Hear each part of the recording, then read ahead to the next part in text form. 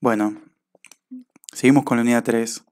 Ya estuvieron viendo las voces del sector informal de reciclaje en el mundo y las fotos, que espero que les hayan gustado y que les hayan permitido ver eh, la ubicuidad, digamos, y eh, cómo el sector informal de reciclaje, como llamamos, las cartoneras y los cartoneros en todo el sur global están, como decíamos, ¿no? En las calles, trabajando, en las casas también.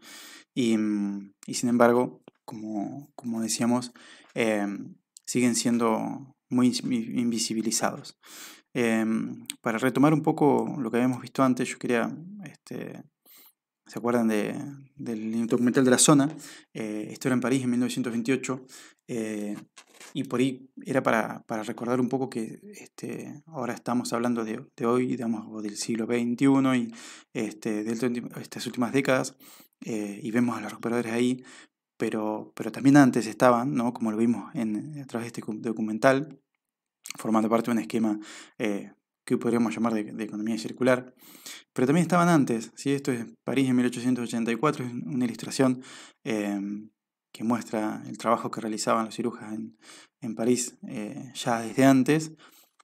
Em, y es interesante ver qué pasó, digamos, a lo largo del tiempo. No vamos a hacer una historia muy larga, pero sí estuve buscando. eh, y bueno, en el año 46 en París, em, cuando, cuando vuelve, digamos, o sea, que cae el gobierno de la ocupación, em, intentan prohibir el cirujeo, ¿sí? Digamos, el gobierno de París, y automáticamente, a los pocos días, se organiza, digamos, una protesta, digamos, por un lado se rearma el gremio de los cirujas que ya existía en París en ese momento, y lo que cuenta la, las gráficas, digamos, las noticias del momento, eh, era que los argumentos que se dieron para que no se prohíba, se vuelva atrás con la prohibición, era que existían en París 40.000 cirujas trabajando en ese momento, en el año 46, y que a la vez daban sustento, digamos, al trabajo de 7.000 obreros y miles de talleres que trabajaban con esos materiales. Y bueno, y digamos, esa provisión se levantó enseguida. em, y para mí me parece muy ilustrativo de lo que, como vamos a ver, sucedió también en Buenos Aires y sucede en muchos lugares, acá en Tandil mismo, em, donde se intentó prohibir, digamos, el cirujano en relleno sanitario durante un tiempo. Pero bueno, como en todos momentos, el trabajo de los recicladores no desapareció para nada. Lo que hicieron en París después de ese intento de prohibición fue exigir un registro, ¿sí? Acá hay un ejemplo de 1948, es algo que todavía hacemos hoy, digamos. A mí me parece interesante porque a veces lo que se busca con el sector informal de reciclaje, con las cartoneras y los cartoneros, con los recicladores y las recicladoras, los intentos son muchas veces los mismos, digamos. Intentar dar una carta de identidad, controlar de alguna manera, y todavía falta tanto, digamos, para lograr un reconocimiento y un potenciamiento de su trabajo, y me parece que por ahí eh, es donde empezaron a cambiar ciertas cosas en estos últimos años. Bueno, yo quería comentar brevemente esta publicación, es un artículo que es de la revista Ciencia Hoy, que repasa 200 años de historia porteña de la gestión de los residuos urbanos.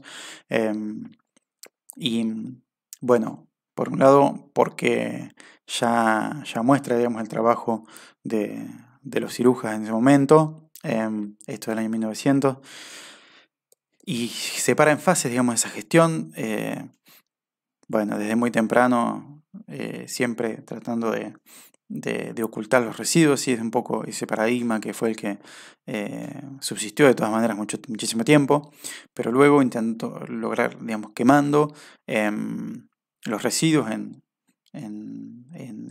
hornallas que se generaban, digamos, para ese fin, pero me pareció, digamos, muy interesante si ustedes ven la foto número 1, esta que está acá, digamos, es muy parecido a lo que sucedía en París.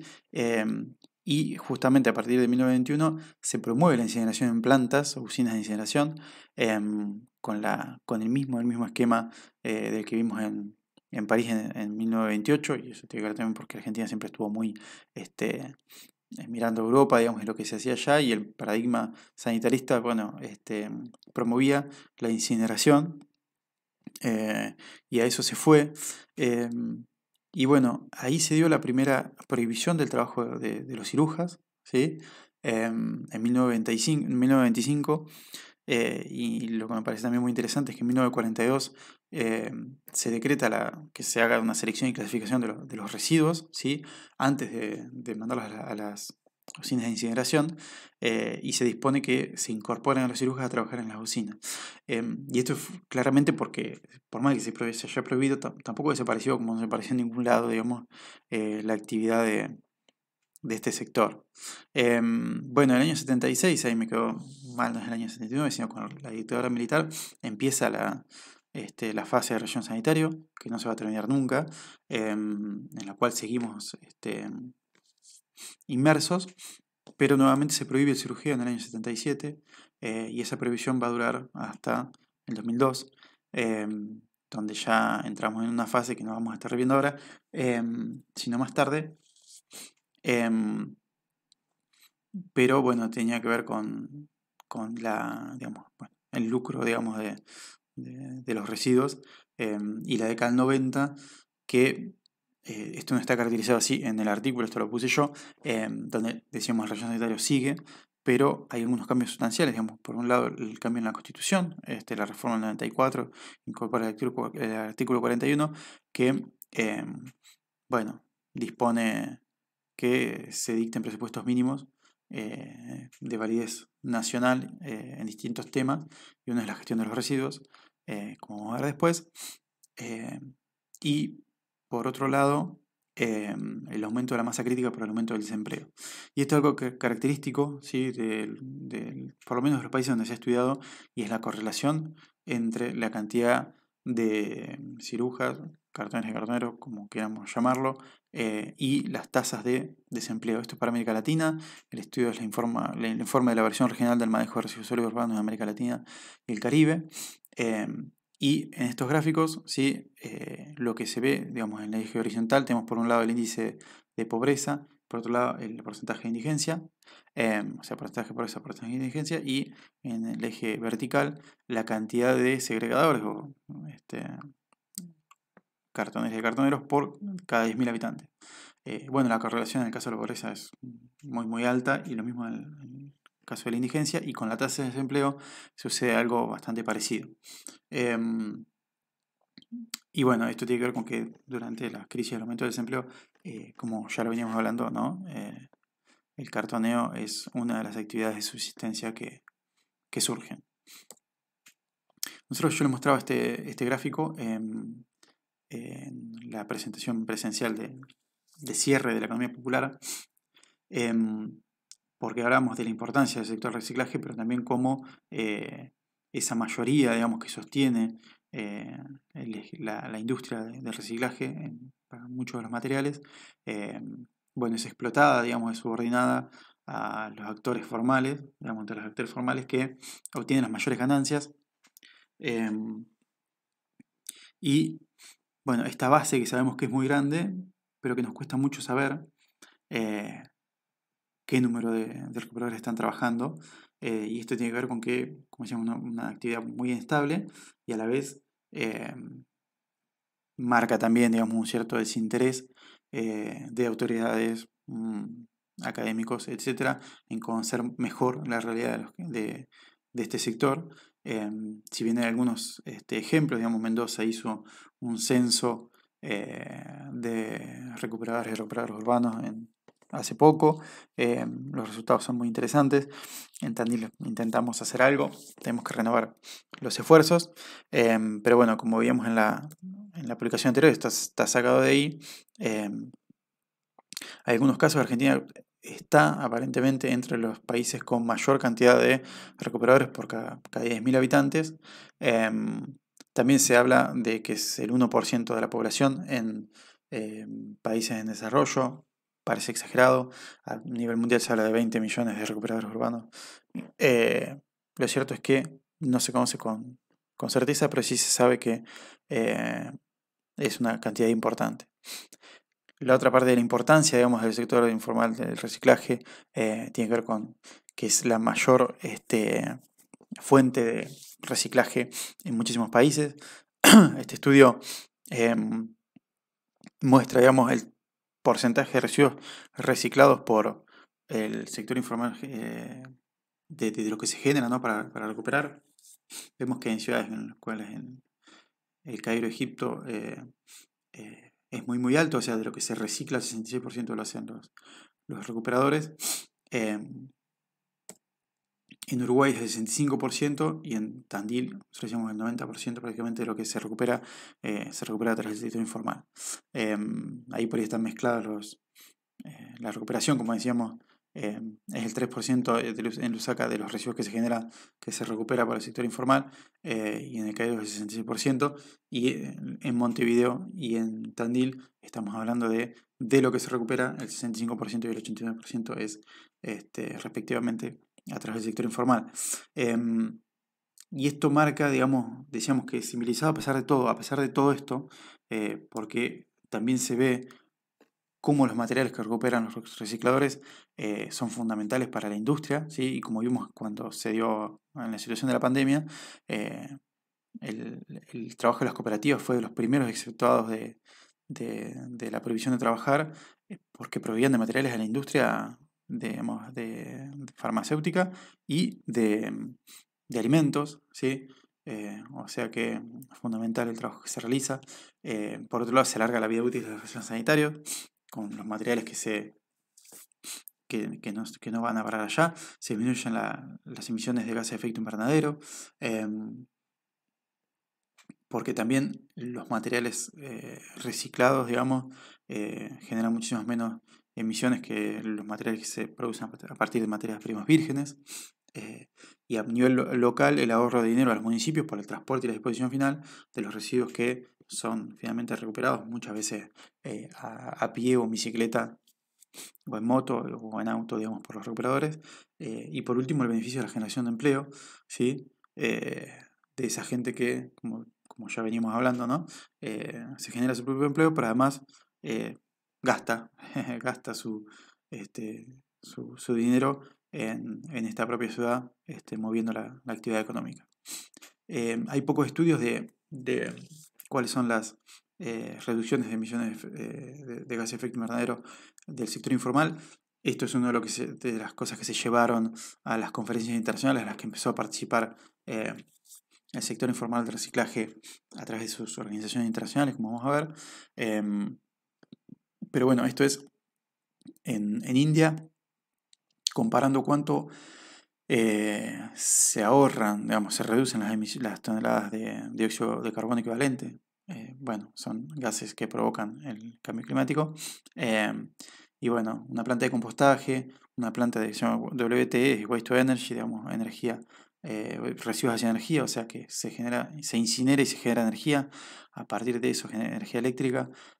Bueno, y se cuenta cuánto se ahorró, digamos, de toneladas de dióxido de carbono equivalente, y el sector informal que, digamos, a través de su trabajo sobrepasa completamente los otros proyectos existentes, mostrando la importancia que se realiza, pero como decíamos, es algo que está poco estudiado y que se necesita estudiar muchísimo más. La organización internacional, yo ya les hablaba, ya vimos algunos casos los mandé a la página de la Alianza Global de Recicladores. Bueno, la historia de esto lo pueden encontrar en una de las referencias que les damos a continuación de esta unidad. Pero bueno, el trabajo de esta organización, digamos, de mujeres en el trabajo informal, globalizando y organizando, junto con la Red Latinoamericana de Recicladores, que es de las pioneras, digamos, en la organización de las federaciones, digamos, o sea, Latinoamérica, los países de Latinoamérica como Colombia, por ejemplo, la Asociación de Recicladores de Bogotá es de las primeras que se forma, después la de Catadores de Brasil, se fueron asociando, digamos, en un proceso que arranca en el año 93, como van a ver después, pero que se acelera a partir del año 2000, y forman la red latinoamericana de recicladores que, bueno, trabajando con Wiego y con algún grupo académico internacional, organiza el primer Congreso Internacional de Recicladores, y a partir de ahí se forma luego la Alianza Global de Recicladores y se suma la Iniciativa Regional para el Reciclaje Inclusivo, que tiene otro corte, digamos, que está financiado por empresas, pero que genera material que es interesante e iniciativas que son para rescatar. Em, pero bueno, digamos que hay organizaciones nacionales de recicladores hoy en día en muchos países. Como vemos, Latinoamérica es de las regiones del sur global donde más se avanzó. Y llama la atención, sí, en África, donde sabemos que hay muchísimo trabajo de recicladoras y recicladores, pero con muy poca organización a nivel nacional, aunque esto está cambiando porque la propia dinámica de la asociación, digamos, de la Alianza Internacional, hace que se catalicen estos procesos. Otro aspecto que me parece interesante rescatar es el de los conflictos, ¿sí? Esto que vemos acá es parte del Atlas de Justicia Ambiental que lleva adelante eh, el laboratorio de Joan Martínez Alié en Barcelona, de conflictos ambientales, y que hace poco, muy poco, incorporó una categoría de conflicto ambiental que es la de los recicladores de base, o sea, los waste pickers, que eh, se da en muchos casos por el avance de la modernización en la gestión de los residuos, como decíamos, las plantas esas de Waste to Energy, que se presentan como una solución, digamos, al problema de los residuos y a la vez como una solución limpia porque permiten generar energía. Pero lo cierto es que entran en competición porque los materiales con más poder calorífico para incinerar son el plástico, son el cartón, el papel, y bueno, son los materiales con los cuales trabajan los recicladores. Como veían, si vieron en el caso de Sudáfrica, el 90% de los embalajes de plástico, o sea, bueno, botellas, más que nada, lo recuperan los recuperadores urbanos. Entonces, obviamente, estos proyectos generan conflictos, eh, y son muchos los que están ya mapeados, así que los invito a mirar esta página y conocer para cada uno está la historia y mayores referencias. Y a la vez otra cosa que se ha dado mucho es la alianza con otros movimientos, ¿sí? Contra la incineración.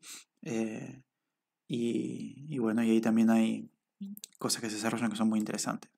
Sin embargo, hay algunos reconocimientos. En este caso, les quería mostrar estas guías, digamos, principios guía para la gestión sostenible de los metales secundarios de la ISO, que es bueno, la organización que produce estandarización a nivel internacional, y que reconoce, digamos, dentro de su texto al sector informal de reciclaje como una parte fundamental, digamos, de la recuperación de metales secundarios, y entonces los tiene en cuenta dentro de su normativa. Con lo cual son avances que no son mínimos, no son neglijables, digamos, que no se pueden despreciar, pero que son todavía, digamos, aislados. Y quería cerrar con la parte de los desafíos, digamos, que tienen que ver. Yo les comentaba que íbamos a hablar un poco de la literatura internacional. Y bueno, Costas Vélez es un autor que trabaja en la Universidad de Leeds en Inglaterra, pero que trabaja mucho con los recicladores de base en países del sur. Y bueno, dirige una revista que es especializada, digamos, en esto. Y bueno, señala varios, digamos, dice, bueno, los recicladores en el sur global, el sector informal de reciclaje en la era de la economía circular, y lo que hace es relevar ciertos desafíos que no están todos acá, yo tomé algunos, pero que son interesantes para pensar el futuro del sector informal de reciclaje, como se llama, o bueno, de las cartoneras y los cartoneros a nivel mundial. Él señala primero que, bueno, nosotros en Latinoamérica tenemos una urbanización ya estable, o sea que es muy alta y estable, o sea, tenemos 91% de población urbana, 92%, o sea que ya es demasiado alta, pero hay otros lugares, regiones donde esto está creciendo vertiginosamente, como en Asia y en África, y lo que dice es que, bueno, el cartoneo, el trabajo de los recicladores va a formar parte de estas urbanizaciones aceleradas y es algo que hay que tener en cuenta para pensar cómo integrar, digamos, este trabajo a este desarrollo urbano acelerado. Por otro lado, señala algo que para mí es fundamental y es que en los países donde más está desarrollado el sector informal del reciclaje, la gran proporción de los residuos urbanos es orgánica, con lo cual es una fracción que sin apoyo estatal o de ciertas organizaciones es muy difícil que incorporen las cartoneras y los cartoneros, más allá de que puede ser potencial de generación de trabajo y en el caso del cambio popular, un insumo para otras de las ramas como es la rama rural. Con lo cual, ahí es como que hay un potencial muy grande de trabajo para aumentar la cantidad de toneladas con las que se trabaja y el porcentaje de la fracción de residuos, que si no es realmente muy mínima. El, digamos, el porcentaje de plásticos, cartones, etcétera, es un porcentaje bajo de la cantidad de residuos que generamos y entonces esto sería fundamental para lograr un impacto en el trabajo de las cartoneras y los cartoneros. Em, Algo que señala también es el rol que debería jugar la academia, digamos, nosotros desde la universidad, para articular entre decidores y los cartoneros. Acá hemos tratado de realizarlo, más allá de que hay desafíos que algunos son metodológicos y otros son, también medio ideológicos. La generación de información, ahí también de vuelta al rol de la academia, pero como decíamos, ¿no? Hay poca información con respecto a quiénes son las cartoneras y los cartoneros, cómo trabajan, cuáles son sus necesidades, cuáles son los beneficios que genera la sociedad, que esto sea claro para que se valorice el trabajo que realizan y grandes, etcétera, ¿no? La tendencia a la automatización, de esto ya hablamos bastante, pero lo cierto es que también dentro del trabajo de clasificación, em, la, la automatización entra en competencia con el trabajo de los recicladores. Em, Otra de las cosas importantísimas es la dificultad de incorporar recicladores de base a las experiencias organizadas. Hablamos de que hay un montón de organizaciones que se están desarrollando, pero lo cierto es que la mayoría de los recicladores no se incluye a estas organizaciones y eso es algo que él da el ejemplo de Brasil, donde 10 años de políticas de inclusión de recuperadores de Lula, digamos, con legislación y muchísimos esfuerzos. Lo cierto es que el 90% de los recicladores de base no está afiliado o trabajando en el marco de una cooperativa, un trabajo organizado. Bueno, y esto es algo que es una barrera que hay que tratar de superar, pero bueno, es un desafío. El tema de los bienes políticos, es decir, que en la región, por ejemplo, nuestra, se avanza mucho con ciertos gobiernos, pero después a veces se retrocede cuando cambia la bandera política. Y bueno, cómo hacer para que esto se institucionalice y que no sea dependiente de estos cambios, ¿no? Otro de los desafíos. Bueno, lo hablamos con Jackie Flores, ¿no? Que cómo incorporar a los esquemas de responsabilidad extendida del productor, en nuestro caso la ley de envases al sector informal de reciclaje, esto en el mundo también es un tema. Y bueno, por último, decía no idealizar, dice él, hay relaciones de explotación dentro de los propios cartoneros, hay actividades criminales de este tipo, hay presiones, digamos, de todo, trabajo infantil, falta de seguridad en el trabajo, eh, invisibilización dentro de un sector invisibilizado, como puede ser el trabajo de las mujeres dentro del trabajo cartonero. Y en relación a esto último, abrimos la unidad con el trabajo de Antonio Berni, de Juanito Laguna. Y Juanito Laguna, hay una de las obras que es Juanito Laguna Ciruja, que es la que vemos acá a la izquierda.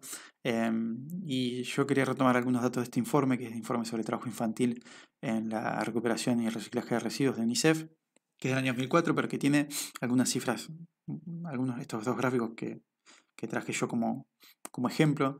A veces uno piensa que las cartoneras y los cartoneros son todos adultos y en realidad lo cierto es que hay una gran proporción que no lo son. Y con algunos porcentajes muy altos de niños, realmente niños. Y algunos casos extremos, como el caso de Posadas, de donde hay estos datos, donde la mayoría son niños.